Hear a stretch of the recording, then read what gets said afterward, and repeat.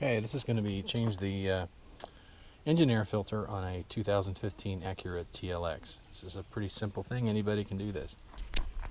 So just pop these off, lift this up, air filter out. As you can see, it's a little dirty. It's not terrible, but this car has 23,000 miles on it, so it's due. This one has a tab here, so let's see if there's any difference in the bottom of these.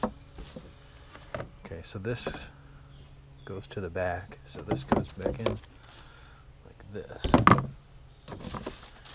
it goes in like this. This tab goes to the front. I need two hands here, or maybe more.